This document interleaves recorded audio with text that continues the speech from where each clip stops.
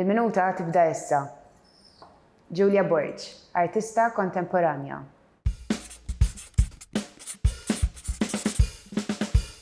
Do you think that community is very important to artists? Absolutely important. To support, to share experience. And this is like a circle. You give and you take, and it's wonderful. And why do you think it's important for us humans to create? When we stop to be passionate about something, we are slowly, our soul slowly dying, making your life alive. Yes? What does art mean to you? Like, how do you feel in your body when you're creating art? You know what? It's about the flow. Found myself at 12.